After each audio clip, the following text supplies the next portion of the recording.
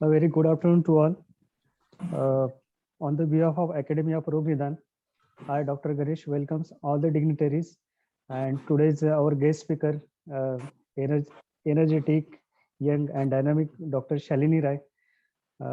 Ma'am is currently working as assistant professor, Roga Nidhan department at All India Institute of Ayurveda.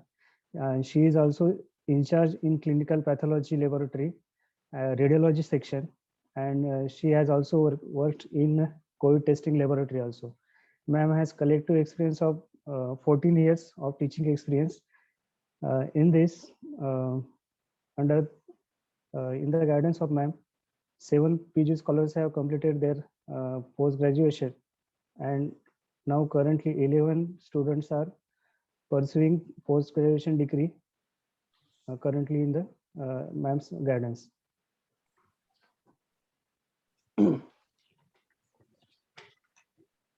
Excuse me.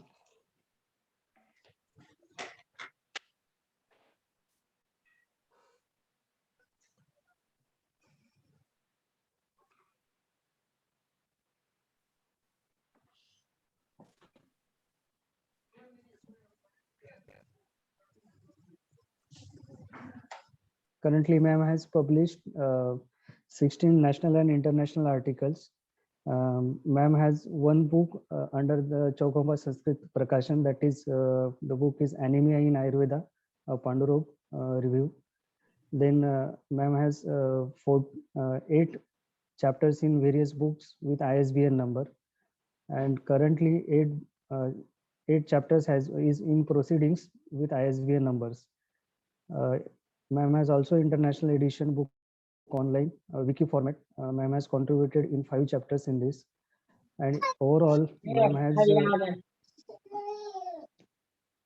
presented various lectures on 42 platforms till now.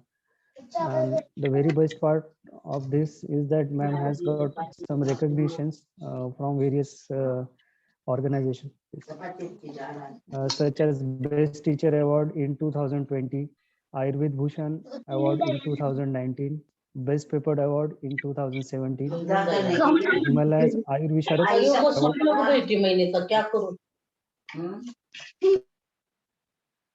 Himalayas Ayurvisharad Award in 2004, and also numerous awards at institutional and faculty level for debates, essays, and speeches also. Ma'am is reviewer in 6 journals. So very enviable, not enviable, it is like सबको ma'am के resume देख के या CV देख के गर्व होना चाहिए, और इतने टेंडर एज में मैम ने अब तक लगभग 18 पोस्ट ग्रेजुएट स्टूडेंट्स को पास आउट किया है. तो I welcome Dr. Shalini ma'am to have his say on concept of non-communicable diseases in Ayurveda. Over to you, ma'am.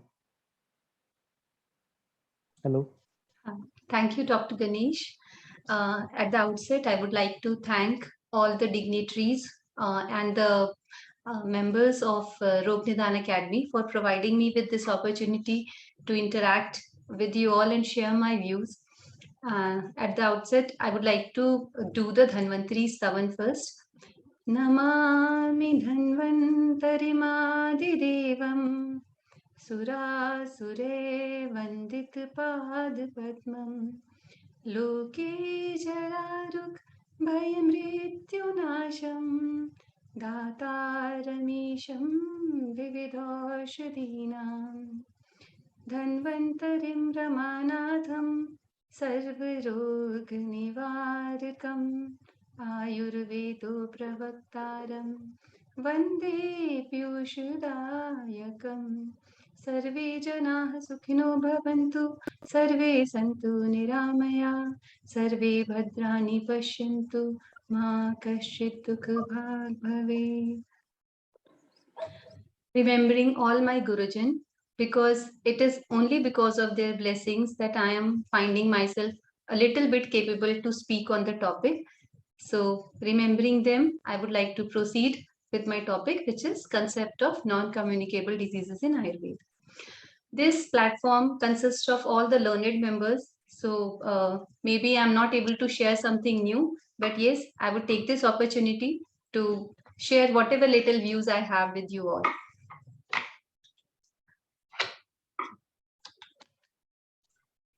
Sorry. So the non-communicable diseases. We are very well aware with the non-communicable diseases, which is also called as lifestyle diseases. These diseases are a combination of several genetic, which is बीज दुष्टि, physiological, जो हमारी प्रकृति के अनुसार हमारा day to day activities होता है, behavioral, जो हमारी day to day activities, and environmental factors. So the main burden of these diseases comprises of coronary artery disease, the number one killer and the burden of non-communicable disease. Second, diabetes, obesity, hyperlipidemia, hypertension, respiratory disorder, musculoskeletal disorder, cancers, mental or neurological disorders, injuries and others. तो basically कोई भी ऐसी disease जो एक से दूसरे में communicate नहीं हो सकती है, उन सबको नॉन कम्युनिकेबल डिजीजेस में रखा जाता है और उसकी ये एक लिस्ट है.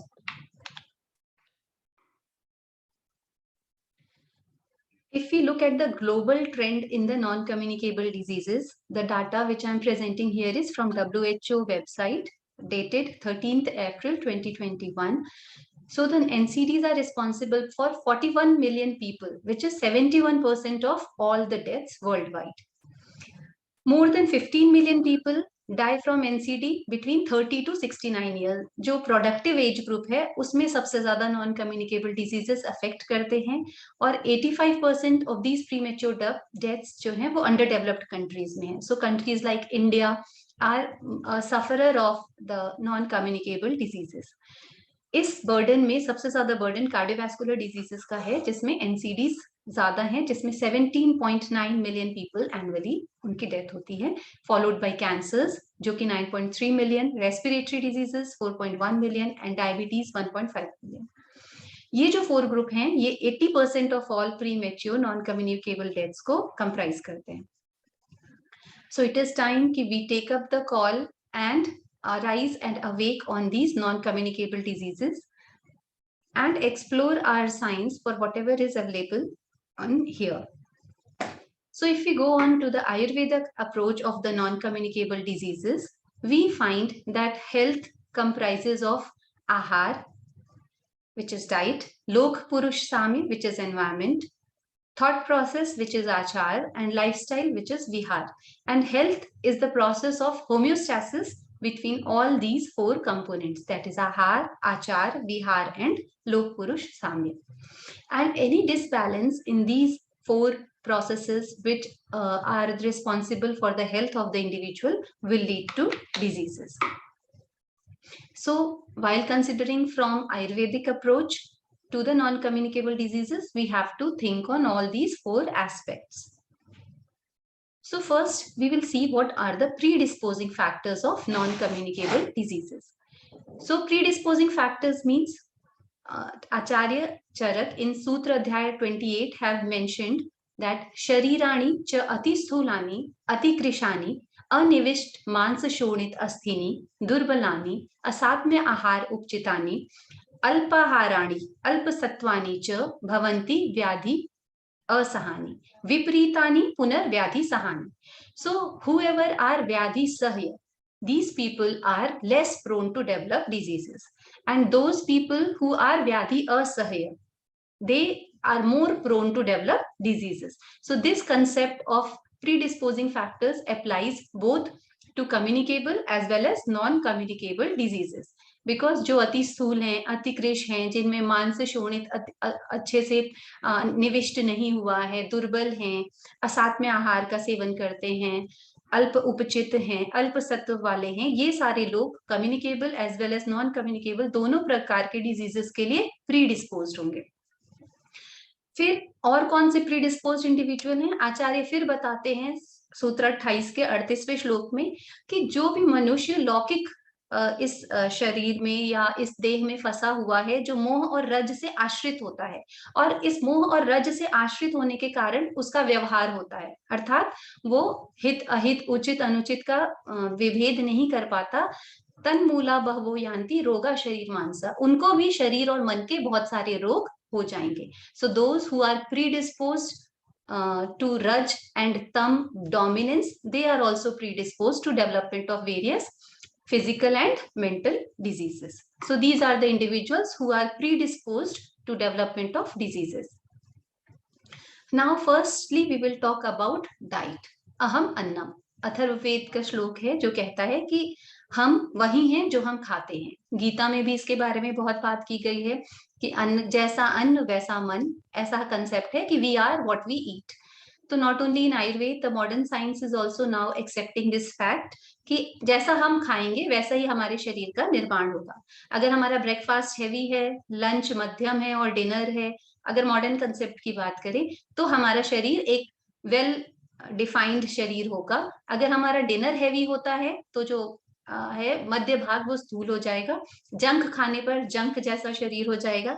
और अगर हम आयुर्वेद के कंसेप्ट की बात करें तो आचार्य ने लिखा है कि अग्निहोत्र विधि के समान यदि हम 2 बार अपनी अग्नि को ईंधन रूपी अन्न देते हैं तो वो शरीर रोगों से बचा रहेगा. Importance of ahar. Before we go towards the pathological concept of आहार, हम एक बार आहार की इंपॉर्टेंस को जरूर व्यू करना चाहेंगे. तो आचार्य ने कई बार, जबकि रिपीट करना आचार्य की परंपरा नहीं रही है, हमारे आयुर्वेद में रेपिटेशंस को अच्छा नहीं माना जाता है, फिर भी आचार्यों ने कई बार कुछ चीजों को रिपीट किया है, जिसमें अन्न के आता है, अग्नि के लिए आता है. तो वो चीज रेपिटेशंस उस कंसेप्ट की इंपॉर्टेंस को हाईलाइट करते हैं. आचार्य कहते हैं प्राणाः प्राणभृताम अन्नम अन्नम लोको अभिधावति वर्णः प्रसादः सौस्वर्यम जीवितम प्रतिभासुखम. अर्थात मनुष्यों का जो प्राण है, वर्ण है, प्रसाद है, सुस्वर है, जीवन है, ये सब अन्न के अधीन रहता है, अन्न पे आश्रित है. इसके अलावा शरीर की तुष्टि, पुष्टि, बल, मेधा, ये सब भी अन्न पे प्रतिष्ठित है. जो लौकिक कर्म है, अर्थात इस जीवन में हम जो कर्म कर रहे हैं, जो वृत्ति के लिए है, जो हम अपने जीवन के पालन के लिए कर रहे हैं, ये सब लौकिक कर्म. और जो कर्म वैदिक हैं या स्वर्ग की प्राप्ति के लिए या मोक्ष की प्राप्ति के लिए, कर्म अपवर्गे स्वर्गतो यच्च वैदिकम, ये सारे कर्म भी इसी अन्न के अधीन रहते हैं. क्योंकि शरीर के रहने पर ही हम लौकिक या परलौकिक दोनों प्रकार के कर्मों को कर सकते हैं. तो सारे कर्म, प्राण, जीवन अन्न के अधीन है. फिर आचार्य फिर सूत्र 28 में कहते हैं कि जो भी विविधम अशितम पीतम लीढम खदितम, जो भी विविध प्रकार के आहार हैं, जंतो हितम अंतर अग्नि संदुक्षित बलेन यथा स्वेन ओष्मणा सम्यक विपच्यमानम काल वदन अवस्थित सर्व धातु पाकम अनुपहत सर्व धातु उष्म मारुत स्रोतः केवलम शरीरम उपचय बल वर्ण सुखायुषा योज्यति शरीर धातून ऊर्जयति च धातुओं ही धात्वा आहारा प्रकृति अनुवर्तते.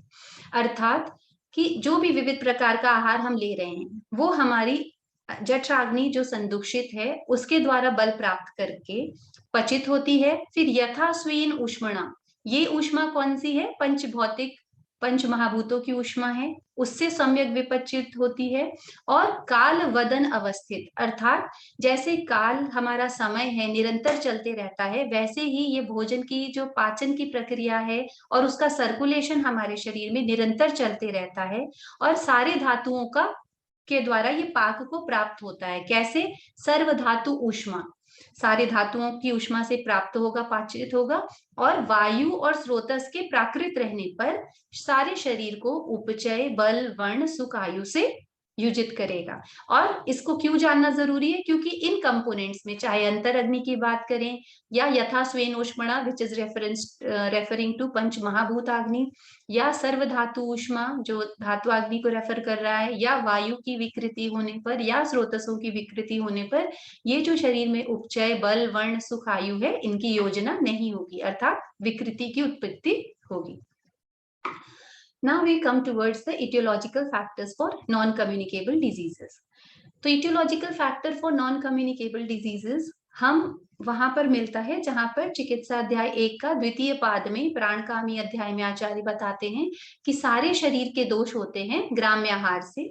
अम्ल लवण कटुक क्षार शुष्क शाक मांस तिल पलल पिष्टान्न भोजिनाम विरुड़ नव शूक शमी धान्य विरुद्ध भोजन असात्म्य भोजन वृक्ष अभिष्यन्ति भोजिनाम क्लिन्न गुरु पूति पर्युषित भोजिनाम विषम अध्यशन प्रायाणाम द्विवा स्वप्न स्त्री मध्य नित्यानाम विषम अतिमात्र व्यायाम संशोभित शरीराणाम भय क्रोध शोक लोभ मोह आयास बहुलाना। अर्थात जब वो जब रोगों की उत्पत्ति की बात करते हैं आचार्य प्राणकामी अध्याय में, तो वो वहां पर बहुत सारे आहार विहार मानस भावों को लेकर के रोग की उत्पत्ति के हेतु बता रहे हैं कि इनसे ही शरीर के दोष जो है वो प्रकोपित होते हैं और रोगों की उत्पत्ति है। अब इन सारे जो उन्होंने निदानिक भाव बताए हैं उनको हम नॉन कम्युनिकेबल डिजीजेस के लिए ले सकते हैं, क्योंकि जैसे हमने पहले भी देखा फर्स्ट स्लाइड में जो लिखा था कि non communicable diseases they are a result of several genetic physiological environmental behavioural factors. तो जो हमारा और जो नॉन कम्युनिकेबल डिजीजेस हैं जैसे डायबिटीज है, ओबेसिटी है, कोरोनरी आर्टरी डिजीजेस हैं, रेस्पिरेटरी डिसऑर्डर्स हैं, कैंसर्स हैं, उनके बाहर से इटियोलॉजिकल फैक्टर कुछ होते हैं, लेकिन मेजर इटियोलॉजिकल फैक्टर्स ऐसे हैं जैसे निज हैं। तो जो अगर आयुर्वेद में व्याधि का वर्गीकरण देखें कि निज विकार और आगंतुज विकार, तो आगंतुज विकार के अतिरिक्त जो निज विकार हैं वो सारे नॉन कम्युनिकेबल डिजीजेस के लिए अप्लाई करते हैं, क्योंकि नॉन कम्युनिकेबल डिजीजेस भी वैसे ही उत्पन्न होते हैं जैसे निज विकार उत्पन्न होते हैं। तो whatever is applicable for निज विकार can be applied to the development of non communicable diseases grossly. तो यहाँ पर हम देख रहे हैं कि बहुत सारे जो हम आज की डाइट में हमारे हैं, जैसे हम बहुत सारे रेफ्रिजरेटेड फूड लेते हैं, विषम अध्यशन करते हैं, विषम अशन करते हैं, अध्यशन करते हैं, विरोधशन भी करते हैं, असात में भोजन करते हैं, अम्ल लवण कटु द्रव्यों का अधिक प्रयोग करते हैं, ग्राम्याहार करते हैं, कभी रुक्ष भोजन कोई लोग बहुत डोमिनेंस में करेंगे, कोई अभिष्यंदी भोजन का प्रयोग करेंगे। फिर विषम अतिमात्रा व्यायाम, ये बहुत इंपॉर्टेंट है क्योंकि उन्होंने व्यायाम को करने के लिए बताया है, परंतु मात्रा पूर्वक व्यायाम का निर्देश है। अगर व्यायाम विषम मात्रा में होता है या अति मात्रा में होता है, दोनों ही रोगजनक होगा। इसके अलावा बहुत सारे साइकोलॉजिकल फैक्टर्स को भी रोग उत्पत्ति के लिए हेतु बताते हुए भय क्रोध शोक लोभ मोह आयास, इन कंपोनेंट्स को भी आचार्य ने एड्रेस किया है जब वो रोग उत्पत्ति को बता रहे हैं, which can all be taken for the development of निज और नॉन कम्युनिकेबल डिजीजेस। इसी तरीके से आहार में हम और बातों को देखें कि और क्या हो सकते हैं कंपोनेंट्स नॉन कम्युनिकेबल डिजीजेस के डेवलपमेंट के लिए, जिसका हमें ध्यान रखना है, क्योंकि हम लोग रोग निदान के लोग हैं। तो निदान का परिवर्जन करना हमारा एक विशिष्ट उद्देश्य होता है और उस दृष्टिकोण से निदान को जानना भी हमारे लिए आवश्यक है। तो अष्ट आहार विधि विशेषायतन जो है ये भी इंपॉर्टेंट कंपोनेंट है, क्योंकि आचार्य खुद कहते हैं कि आहारस्य विधौ अष्टो विशेषा हेतु संज्ञका शुभ अशुभ समुत्पत्तो तान परीक्ष प्रयोजय, कि आहार का उपयोग करने के पहले हम जो अष्ट आहार विधि विशेषायतन है उनका विचार करके आहार को प्रयोग करें। तो यदि हम अपने डेली लाइफस्टाइल में डेली फूड रिलेटेड हैबिट्स में अष्ट आहार विधि विशेषायतन का ध्यान नहीं रखते हैं, तो it is also important component, etiological component of non-communicable diseases। फिर इसी तरीके से चरक विमान अध्याय 1 में आचार्य ने फिर बताया है कि जो आहार विधि विधान है ये अरोग जो निरोगी व्यक्ति हैं उनके लिए या रोगियों के लिए भी बहुत इंपॉर्टेंट होता है, क्योंकि इनका हमें ध्यान रखना चाहिए। तो इनका ध्यान नहीं रखना it is also a component of aetiology, क्योंकि नॉर्मली हमें क्या करना चाहिए, यथाकाल प्रकृति से हितकर भोजन का प्रयोग करना चाहिए, जो उष्ण हो, स्निग्ध हो, मात्रावत हो, जीर्ण होने पर ही लिया गया हो, वीर्य में अविरुद्ध हो, अच्छे प्रकार के देश में, अच्छे प्रकार के सारे बर्तन और उपकरण के साथ, बहुत जल्दी नहीं, बहुत धीरे नहीं, बिना जल के नहीं, बिना हंसे, मन लगा के भोजन करना चाहिए और अपना समीक्षा करके कि हमारी कितनी भूख है उसके अनुसार। अगर हम इन आहार विधि विधानों का पालन नहीं करते हैं तो it is also an aetiological factor for non communicable diseases. फिर उसको बार बार स्ट्रेस, जैसे हमने कहा कि रेपिटेशन हमारे आयुर्वेद का कंपोनेंट नहीं है, लेकिन फिर भी उन्होंने कुछ चीजों को रेपिटेडली बताया है कि हित और अहित 4 प्रकार के आहार से हमारा अशित पीत लीड और खदित, इससे ही हमारा शरीर उत्पन्न हुआ है और इन्हीं 4 प्रकार के आहार से व्याधियों की भी उत्पत्ति होती है। तो हित और अहित आहार जो हैं ये विशेष रूप में शुभ और अशुभ भावों को उत्पन्न करते हैं। हितकर आहार होगा तो वो शुभ अर्थात स्वास्थ्य को उत्पन्न करेगा, और जब अगर आहार ये हमारा अहितकर होगा, यही 4 प्रकार का आहार, तो ये अशुभ अर्थात रोगों को उत्पन्न करेगा। तो जो अहित आहार है, जो भी अहित आहार के कंपोनेंट्स में दिए गए हैं फैक्टर्स, वो सारे कुछ भी इटियोलॉजिकल फैक्टर हैं नॉन कम्युनिकेबल डिजीजेस के लिए। फिर अहित को हम क्या माने, तो आचार्य ने खुद उनकी परिभाषा बताते हुए कहा है चरक सूत्र अध्याय 26 में कि यद किंचिद दोषमास्त्राव्य न निर्हरति कायतः आहार जातम तत्सर्वम अहिताय उपपद्यते। अर्थात ऐसा जो कुछ भी आहार जो दोषों को प्रकोपित कर देता हो परंतु उनको शरीर से बाहर ना निकालता हो, वो सब कुछ अहित आहार की कैटेगरी में आता है। तो ऐसे जो अहित आहार हैं जिनका विविध वर्णन, एक बहुत बड़ा डिस्क्रिप्शन हमारे आयुर्वेद में है, वो सारे अहितकर आहार भी नॉन कम्युनिकेबल डिजीजेस के इटियोलॉजिकल फैक्टर हैं। फिर अगर हम अहित आहार करें, ऐसा ही एक प्रश्न अग्निवेश ने भी पूछा कि क्या केवल हितकर आहार कर रहे हैं अगर हम, तो क्या इससे हमें व्याधियों की उत्पत्ति नहीं होगी, या अहितकर आहार करने वालों को ही व्याधि उत्पन्न होगा? तो ये बहुत इंपॉर्टेंट कंपोनेंट है कि there are factors which modify the outcome of अहित आहार। तो अहित आहार करने से ही केवल रोग उत्पन्न नहीं होगा, या ये केवल अगर कोई हितकर आहार कर रहा है तो ऐसा नहीं कि उसको रोग हो जाएगा या नहीं उत्पन्न होगा। There are other factors also.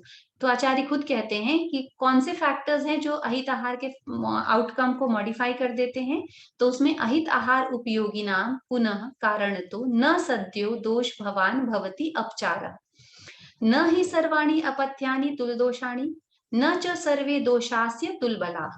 सारे अपथ्यकर जो आहार हैं वो तुल्य दोष को उत्पन्न नहीं करते, मतलब कुछ ज्यादा उत्पन्न करेगा, दोषों को प्रकोपित करेगा, कुछ कम प्रकोपित करेंगे। इसी प्रकार से सारे दोष जो प्रकोपित हो रहे हैं वो समान बल वाले नहीं होते हैं। न जो सर्वाणी शरीराणी व्याधि क्षमत्वे समर्थानी भवन्ति, मतलब 3 मॉडिफाइंग फैक्टर्स है। एक, आहार या विहार जो हम कर रहे हैं उसने कितने दोषों को कितनी मात्रा में अग्रवेट किया, जो दोष अग्रवेट हुए अब वो कितने बलवान हैं, और वो शरीर कितना व्याधि सह्य है।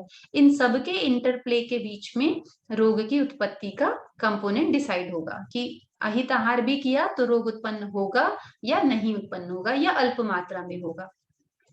फिर पुनः बताते हैं कि तदेव ही अपथ्यम देश काल संयोग वीर्य प्रमाण अतियोगाद भूयस्तरम अपथ्यम संपद्यते। अर्थात अपथ्य तो है परंतु वो देश के डिफरेंस से, अर्थात जैसे अगर चावल है वो आनुप जगह पे और अपथ्यतम हो जाएगा एज कंपेयर टू साधारण देश।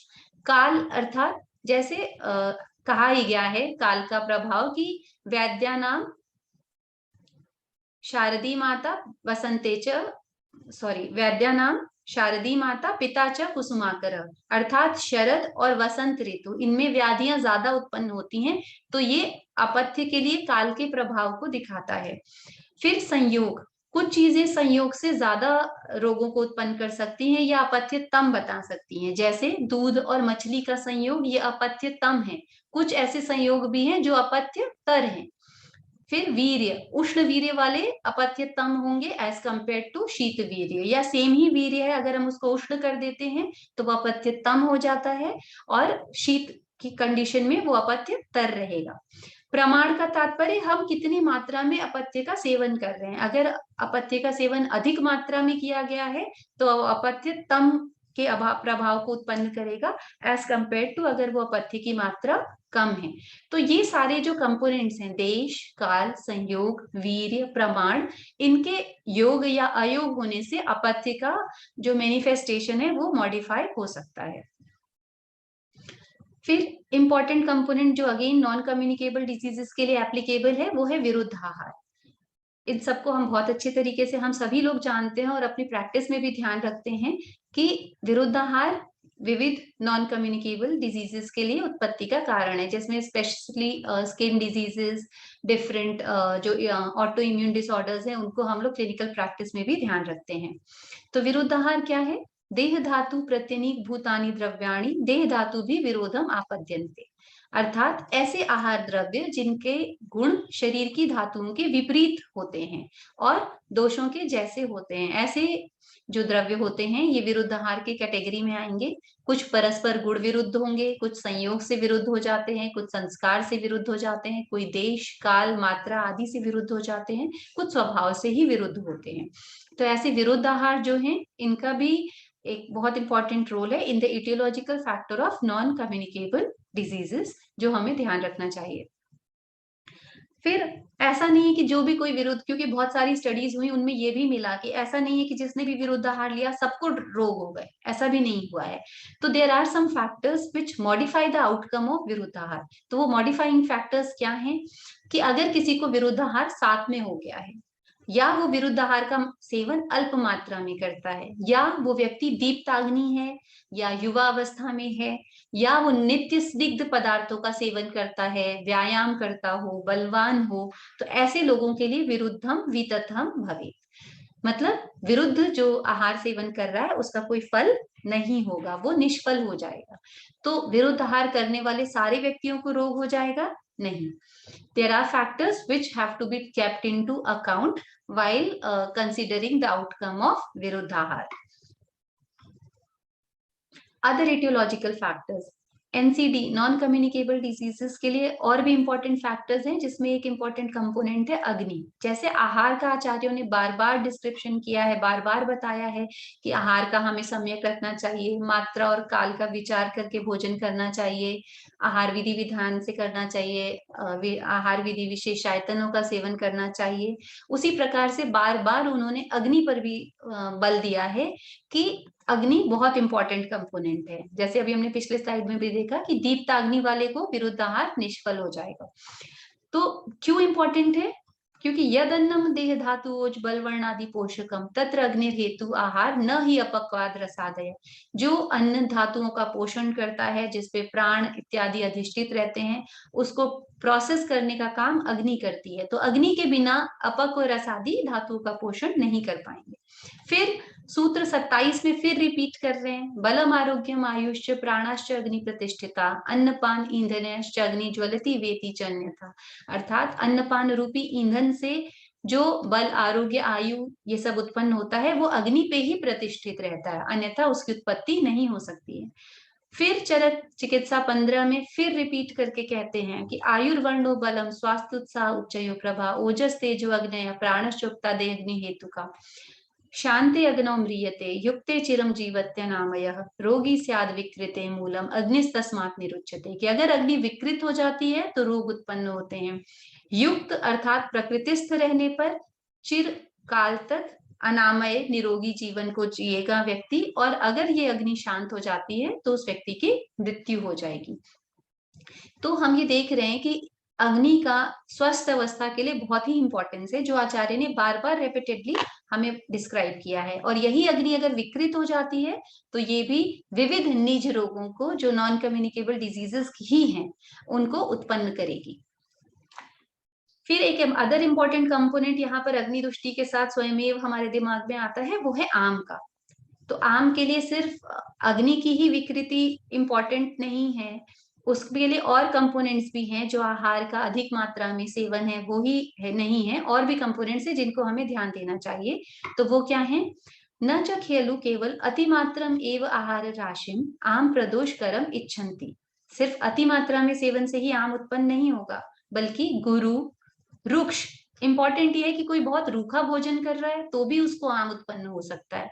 ठंडा, सूखा, जो द्विष्ट है, दूषित हो गया है ऐसा, विष्टम्भी विदाही भोजन कर रहा है, अशुचि भोजन कर रहा है, जो अपवित्र है, सही प्रकार से निर्मित नहीं है, विरुद्ध भोजन को कर रहा है, बिना समय के भोजन को कर रहा है, उन सब से भी आम की उत्पत्ति हो सकती है।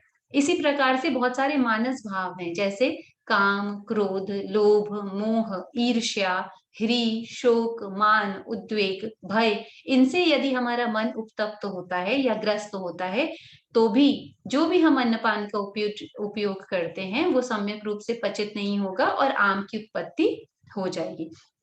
तो इम्पोर्टेंट ये है कि हम ये फिर से एक जस्ट रिकॉग्निशन है कि सिर्फ आहार की मात्रा अधिक होने से आम की उत्पत्ति नहीं होगी, बल्कि गुरु, रुक्ष, शीत, शुष्क ऐसे भी भोजन है जो आहार विधि विधान में बताए गए हैं, या बिना समय के भोजन कर रहा है, या मानस भाव है, वो सभी आम को उत्पन्न कर सकते हैं। तो ये भी सारे नॉन कम्युनिकेबल डिजीजेस के लिए इटियोलॉजिकल फैक्टर के रूप में हमें कंसिडर करना चाहिए।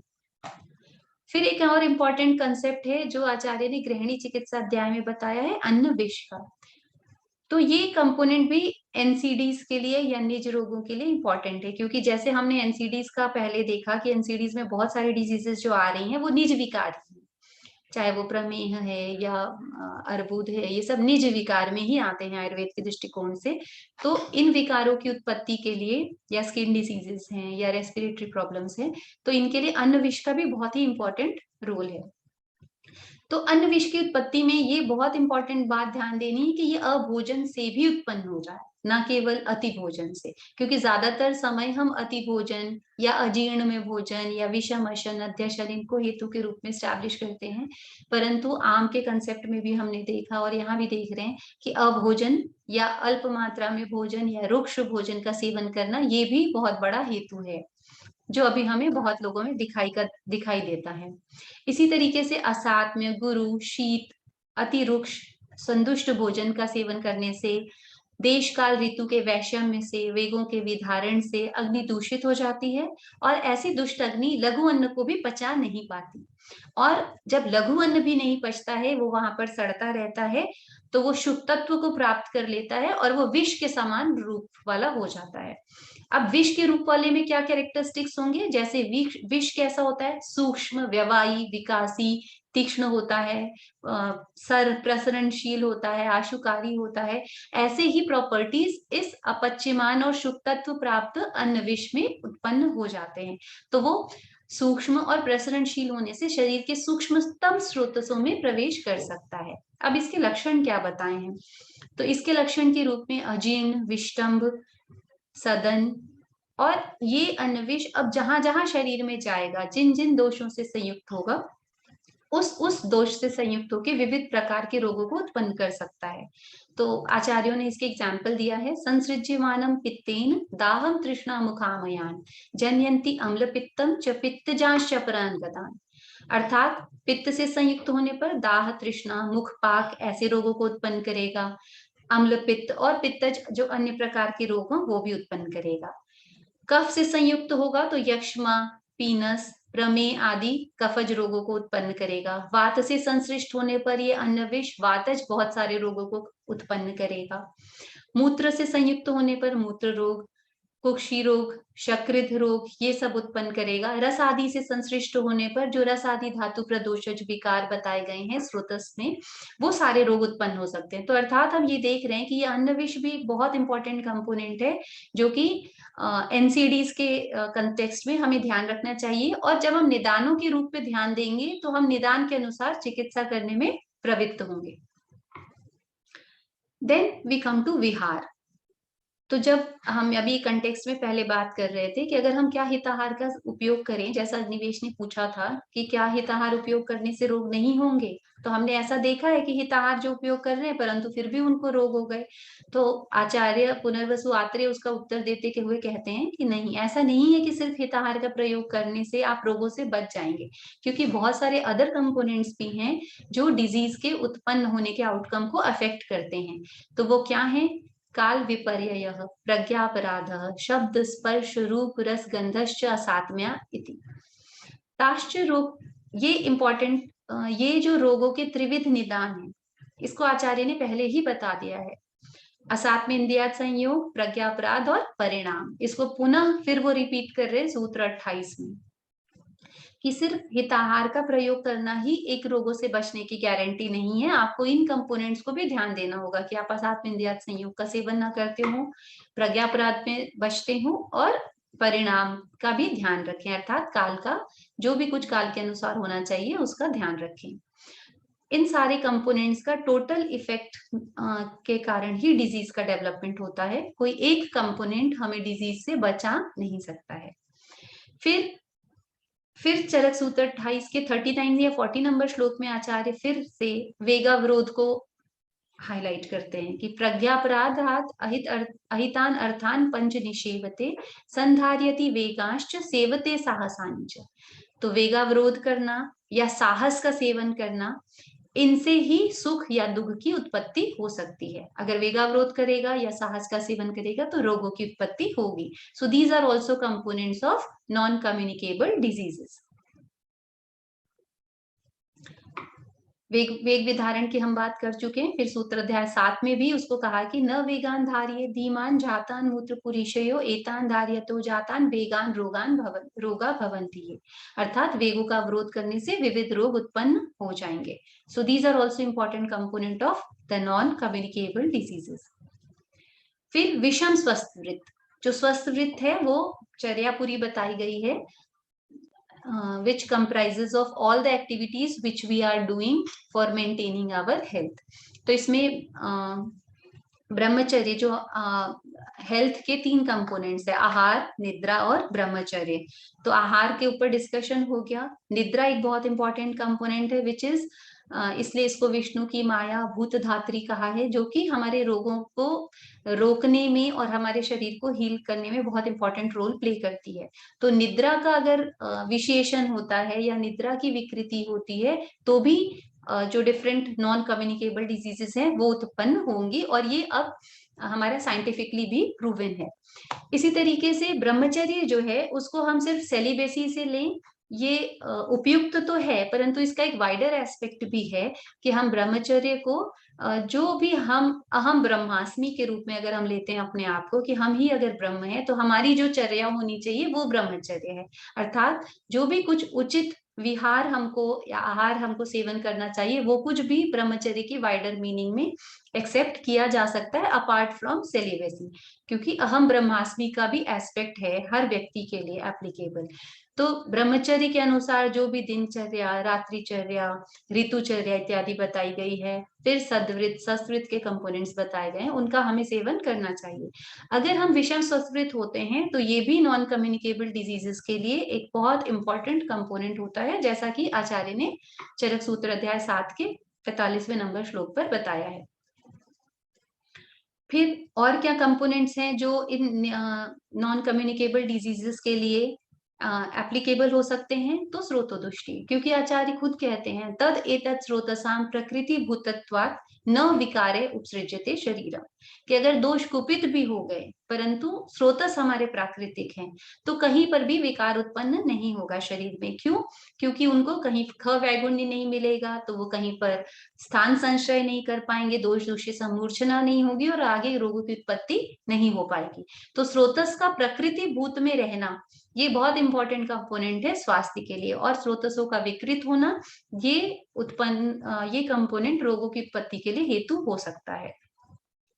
तो स्रोतोदुष्टि भी बहुत इंपॉर्टेंट कंपोनेंट है for the genesis of non communicable diseases, जो आयुर्वेद के दृष्टिकोण में बहुत बताया गया है। अब ये स्रोतोदुष्टि होगी कैसे? आहारश्च विहारश्च यह स्यात् दोष गुणय समः धातु भी विगुणश्चपि स्रोतसां स प्रदूषक। तो ब्रॉडली ये अहित आहार जैसा ही है कि जो धातुओं के विपरीत प्रॉपर्टीज रखते हों और दोषों के समान गुणों को रखते हों, वो सारे कंपोनेंट स्रोतसों को भी दूषित करते हैं, अहित आहार के जैसे धातुओं को भी दूषित करेंगे और रोग की उत्पत्ति के लिए प्रेरक होंगे, क्योंकि ये दोष के समान गुण वाले हैं तो दोषों को विशिएट करेंगे।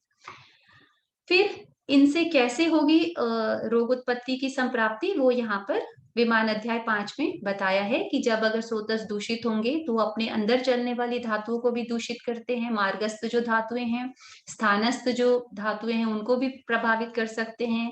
फिर एक स्रोतस बाद में दूसरे स्रोतस को भी प्रभावित कर लेता है। जैसा इसका बहुत अच्छा एग्जाम्पल हमारे डायबिटीज में हमें दिखता है कि पहले तो सिर्फ शुगर का या लिपिड का मेटाबॉलिज्म हैम्पर होता है, ठीक है, जो कि हमारे ब्लड के साथ सर्कुलेट कर रहा है, लेकिन बाद में उसमें नर्व्स और बाकी डिफरेंट ऑर्गन सिस्टम्स का भी इन्वॉल्वमेंट हो जाता है। तो एक स्रोतस किस प्रकार से दूसरे समीपस्थ और फिर बाद में बाद वाले स्रोतसों को प्रभावित करता है, या एक धातु किस प्रकार से बाद में दूसरे धातु को प्रभावित करती है, ये हम डिफरेंट डिजीजेस की पैथोलॉजी में देखते हैं, और ये भी इंपॉर्टेंट कंपोनेंट है एनसीडीज का। फिर क्योंकि स्रोतस की बात हुई तो जितने भी स्रोतस के दुष्टि के हेतु हैं वो सारे NCDs के लिए एप्लीकेबल हो जाएंगे, नॉन कम्युनिकेबल डिजीजेस के लिए। तो इसको एक एक को मैं पढ़ूंगी नहीं, क्योंकि सारे डिग्निटरीज का टाइम भी इंपॉर्टेंट है और हम सब इन सबको वेल वर्स्ड हैं, बट ये इंपॉर्टेंट कंपोनेंट है जो कि NCDs के लिए भी हमें एप्लीकेबल होता है। तो सारे स्रोतसों के दुष्टि हेतु का भी हमें NCD में ध्यान रखना चाहिए। फिर ये NCD के हेतु हमने सेवन किए, पर इसके लिए अग्रवेटिंग फैक्टर्स का भी डिस्क्रिप्शन है हमारे आचार्यों द्वारा। वो क्या है? व्यायामात् उष्मणस्तैक्षण्यात् हितस्य नवचारणात् कोष्ठात् शाखा मलायांति दुदत्वान् मारुतस्य च। इनको हम अग्रवेटिंग फैक्टर्स क्यों लें? क्यों हम इनको, ये तो हमें बताया है कि ये हेतु हैं जिसके कारण से दोष जो कोष्ठ में प्रकुपित हुए ये शाखा में चले गए। अब यहाँ पर हम बात करें कि अग्रवेटिंग फैक्टर्स हैं, तो इसको कैसे हम एक्सप्लेन कर सकते हैं? इसको इस तरीके से माना जा सकता है कि जब तक दोष कोष्ठ में ही प्रकुपित हैं तब तक उनको वो प्रसर नहीं किए, स्थान संशय उनका नहीं हुआ और व्याधि उत्पत्ति की परंपरा प्रारंभ नहीं हुई है। परंतु अगर हम इन कंपोनेंट्स का सेवन करते हैं, व्यायाम, ऊष्मा, तीक्ष्णता, अहिताहार विहार का सेवन, तो इससे ये जो बढ़े हुए दोष हैं ये और बढ़ करके वायु की द्रुत गति के कारण से इन सारे कंपोनेंट से ये दोष और बढ़ जाएंगे और शरीर में प्रसर, स्थान संशय और फर्दर रोग उत्पत्ति की प्रक्रिया को शुरू करेंगे। So these all components can be accepted as the aggravating factor for non communicable diseases. और जैसे हमने पहले भी डिस्कस किया कि जरूरी नहीं है कि सारे अपथ्यकर जो आहार हैं वो दोषों को एकदम बलवान रूप में ही कुपित कर दे। तो क्या ऐसी कंडीशन में अगर अपथ्यकर जो आहार विहार इत्यादि का हमने सेवन किया है वो बहुत बलवान नहीं है, दोषों को बहुत ज्यादा कुपित नहीं कर रहा है, तो क्या रोग उत्पन्न नहीं होगा?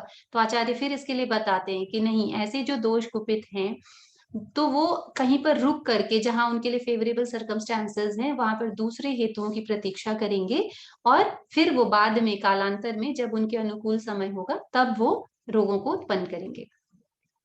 फिर मॉडिफाइबल फैक्टर्स, अगर हम आहार विहार का ऐसे अहितकर सेवन कर रहे हैं तो क्या हमेशा डिजीज हो जाएगी? तो जैसे हम पहले डिस्कस कर ही चुके हैं कि अगर स्रोतस प्रकृति भूत है और अग्नि बलवान है तो ये कंपोनेंट्स रोग उत्पत्ति फिर भी होने पर, निदान के होने पर भी रोग उत्पत्ति को रोक सकते हैं।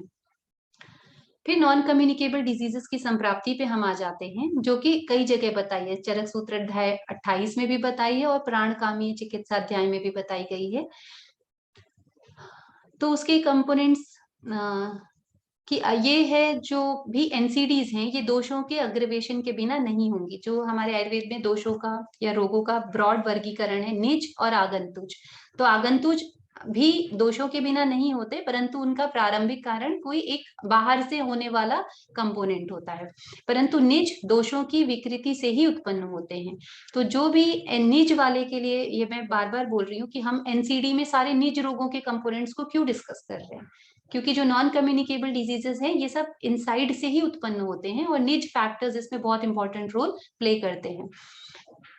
जो दो दोष कुपित होंगे इस विविध प्रकार के संश्लिष्ट योनि अर्थात जो मिक्स हमारे हेतु हैं उनका सेवन करने से, और ये दोष विरुद्ध उपक्रम होते हैं। अगर 2 दोष या 3 दोष एक साथ कुपित हो रहे हैं तो ये विरुद्ध उपक्रम भी हो जाते हैं और ये गंभीर धातुओं में स्थित होकर के बहुत दिनों तक अधिष्ठित रहते हैं। फिर हमारे जो प्राण के आयतन 10 हैं, हमारे जो 107 मर्म प्रदेश हैं, इनको पीड़ित करते हैं और विविध विकारों को उत्पन्न करेंगे। एक संप्राप्ति ये है जो सूत्र अध्याय 28 में बताई है।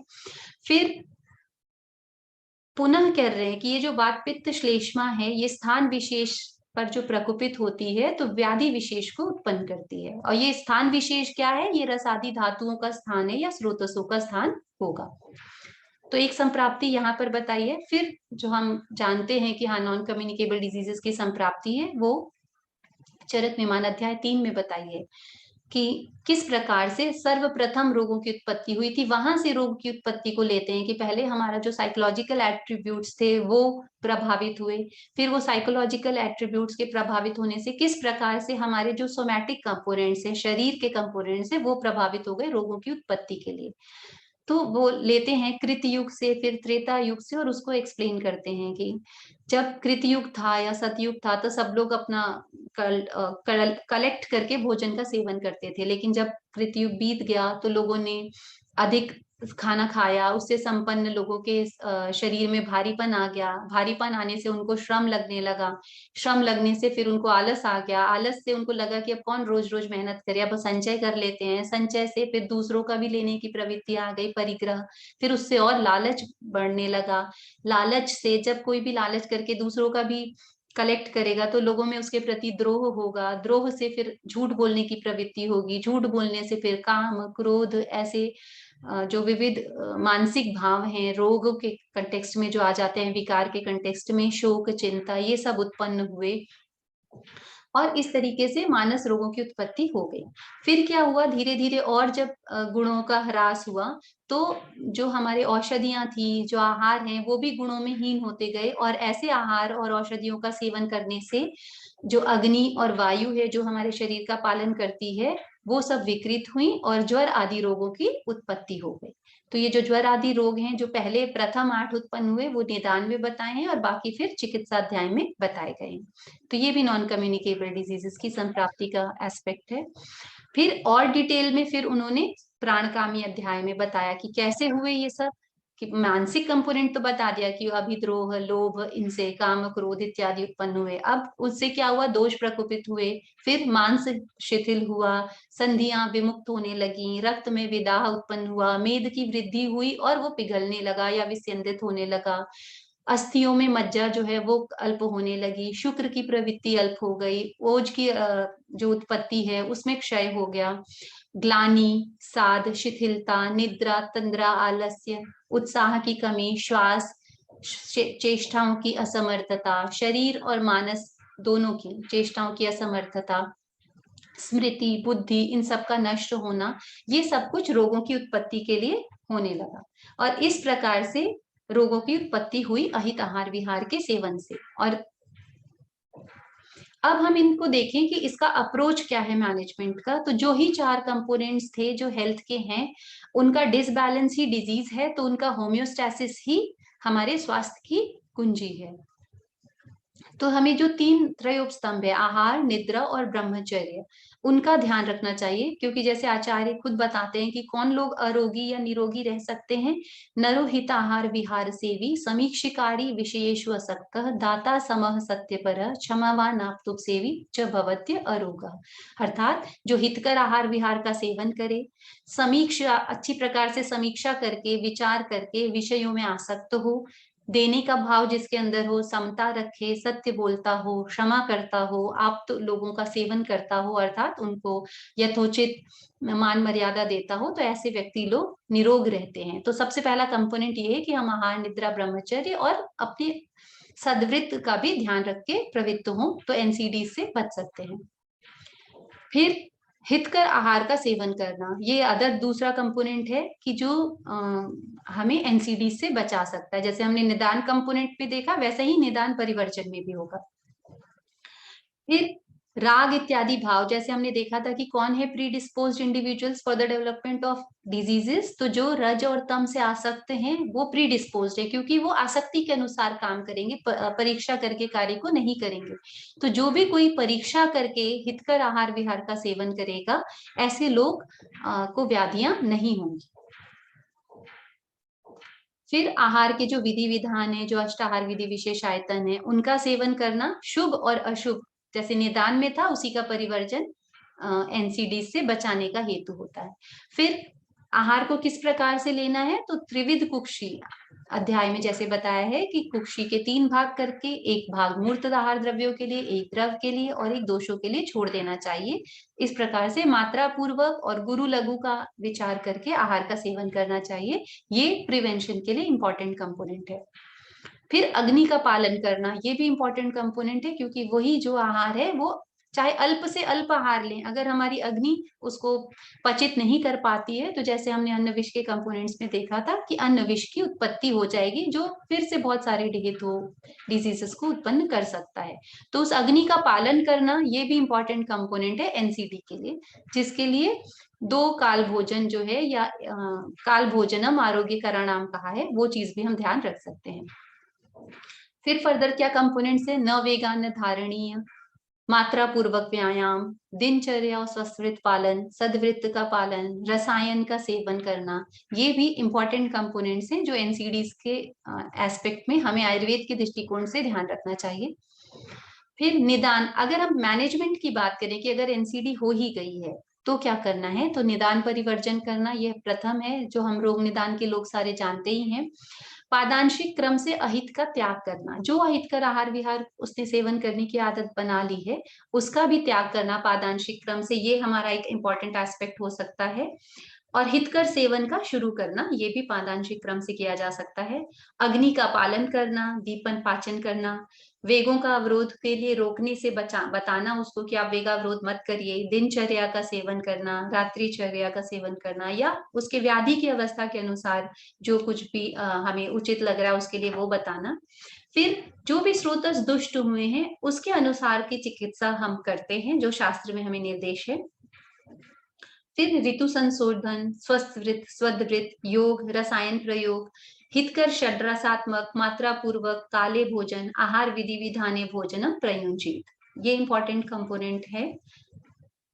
फिर जो नित्य सेवनीय आहार द्रव्य बताए गए हैं, जिसमें षष्ठी, शाली, मुदगाश्च, सैदा, वामल के यवान, अंतरिक्ष पय सर्पी, जांगलम मधु चाभ्यसे, तो ये द्रव्य हैं जो नित्य सेवनीय हैं, इनका सेवन कर सकते हैं। या और जो हितकर आहार हमें आचार्यों ने डिफरेंट चैप्टर्स में बताए हैं वो सेवन करना एनसीडी से प्रिवेंशन के लिए और उसके मैनेजमेंट में भी इंपॉर्टेंट रोल प्ले करता है। So thank you all for your patient listening. And with this, I conclude my presentation on the concept of Ayurveda in non-communicable diseases, prevention, management, and etiological factors. Thank you so much.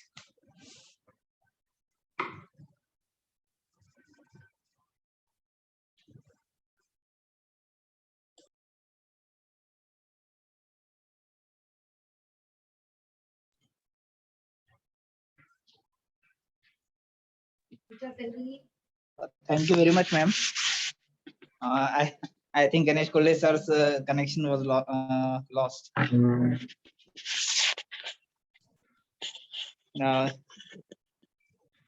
एक minute.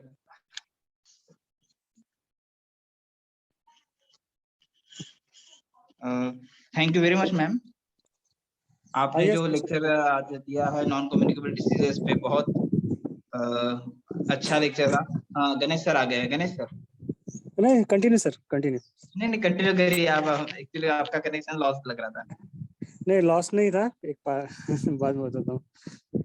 करिए ना, आप continue करते हैं। मैं आप कर दीजिए। आप 2 मिनट आप कंटिन्यू करिए, मैं बात करता हूँ। मैम आपने पूरा जिस तरह से निदान से रिलेटेड पूरा लेक्चर कंपाइल किया संहिताओं से, आज के युग में जो भी इसके नए वर्जन भी लग रहे हैं कि नॉन कम्युनिकेबल डिसीजेस कैसे होते हैं, क्या होते हैं, कहाँ से होते हैं, कौन से डिसीजेस जो होते हैं वो किस निदान से होते हैं, उसमें आपने अष्टविध आहार्य विशेषायतन का बहुत अच्छे से वर्णन किया और बहुत कंसाइज और बहुत बढ़िया लेक्चर था। अतुल वासने सर भी है। वासने सर जी, धन्यवाद प्रशांत जी। मैंने पूरा लेक्चर मैडम का सुना और जो एक तरीके से हम लोग सोच के चल रहे हैं कि हाँ 1 घंटे के अंदर वो समाप्त हो, मैडम ने बहुत कंसाइज वे में किया। इसी तरीके से हमारे सभी लोग अपने जो एसेंस है अपनी बात को उचित समय में रखें। मैडम ने बहुत अच्छे तरीके से आज उसको समझाया और बहुत ही इम्पोर्टेंट चैप्टर है। और जैसा मैं पहले कह रहा था कि एनसीडीज पे अब ये एक हमारी लाइब्रेरी के लिए संग्रहणीय हो जाएगा। जिस किसी को रेफरेंस देखने होंगे तो वो हमारे यूट्यूब चैनल से, फेसबुक चैनल से बाद तक देख सकता है। और अभी मैं देखा था फेसबुक अच्छे लोग इसको देख रहे थे। बहुत बहुत धन्यवाद, आभार मैडम। और इसी तरीके से हमारे आगे भी वक्ता अपनी विषय रखेंगे, ऐसा मैं सभी से आशा रखता हूँ। Thank you ma'am, thank you very much. Can we take some questions ma'am? Yeah, sure, if we have some. Hello. If anybody wants to ask any questions, can ask now. Vivek Dubey boss join हुए हैं, आप कुछ कहना चाहेंगे sir? नमस्कार, नमस्ते सभी को। नमस्ते Vivek. Thank you so much boss. पहले तो आपका बहुत अच्छा लेक्चर रहा, बहुत ही डिटेल और बहुत अच्छे ढंग से आपने सारी चीजें रखी हैं। विषय बहुत बड़ा है और आप उसको सारी चीजों को छू पाई हैं, इसके लिए बहुत बहुत आपका धन्यवाद। प्रश्न ज्यादा तो नहीं है मेरे कुछ इस तरीके से, लेकिन मुझे बहुत अच्छा लगा कि आपने कोई भी जो पहलू है शास्त्र का उसको छोड़ा नहीं है। तो निश्चित तौर पर जैसा वार्ष्णेय सर ने कहा कि हमारे लिए एक रेफरेंस का भी काम करेगा कि हमें कभी भी, जो कि आजकल गवर्नमेंट ऑफ इंडिया ने एनसीडी को लेके काम करना भी शुरू कर दिया है और 70% जो हमारी डिजीज हैं वो एनसीडी के अंतर्गत आ रही हैं। तो निश्चित तौर पर हम लोग इसमें अगर कुछ बेहतर कर पाएं तो हमारे लिए बहुत अच्छी उपलब्धि होगी। धन्यवाद। Thank you so much. Thank you, Thank you. Dr. Vivek. Thank you, Vivek sir. Thank you very much, ma'am. I learned new concept today. That is arm and annavish. So it's very good concept. That is annavish is very different and arm is very different concept, as you elaborated very well. And now, as government is incorporating various policies for NCD, so definitely Ayurveda and the learned scholars like you have definite role in NCD in Ayush Ministry. So thank you very much, ma'am. Thank you so much, all of you, for providing me with this platform to share my Before views. concluding, I would like to draw. Ganesh sir, Yes, एक sir. Minute, मैं ये Yes, sir. कहना चाह रहा था कि हमारे सभी लोग निदान का तो बोलते ही हैं और सब एक्सपर्ट हैं, लेकिन सब अच्छे का चिकित्सक भी हैं। तो जी, सर। जैसा मंडल सर के उस पे भी बात आई थी कि उन्होंने बहुत अच्छा सारा किया, लेकिन चिकित्सा से भी बतानी है। तो जो लोग ये सारे लोग अभी कर रहे हैं, तो चिकित्सा अगले लेक्चर्स में डेफिनेटली इन सब लोगों के आप व्यूज चिकित्सा के बारे में भी लीजिए, जिससे हाँ बिल्कुल सर, बिल्कुल सर, नमस्ते सर। इस बात के लिए मैं बिल्कुल आपकी वो कहूंगी कि हाँ, आपने बिल्कुल अच्छा पॉइंट रखा है बिल्कुल इसको। तो गणेश सर, आप भी इस सीरीज के फॉलो में जिन जिन लोगों के चिकित्सकीय अनुभव भी हैं, तो उनको नोट रखिए और उन सब लोगों के अलग से लेक्चर चिकित्सकीय अनुभव वाले अलग से रखिएगा। जी सर। जी। Before concluding, I would like to congratulate on the behalf of Academy of Rog Nidan. Recently, Dr. Atul Varshney, sir, General Secretary of Academy of Rog Nidan, has been appointed as a Board of Ayurveda, member of Board of Ayurveda in NCISM. So very congratulations, sir, to you, and definitely under your guidance and NCISM will achieve new paths and new heights. Thank you, sir. Congratulations. Congratulations, sir. धन्यवाद sir. Thank you. Thanks to all. Yes, sir. Shalini ma'am, shall we conclude now? Yeah, yes, sure, Dr. Ganesh. Yes, ma'am. Thank you very much, ma'am. Okay. Leave. Thank you, everyone. Thank you.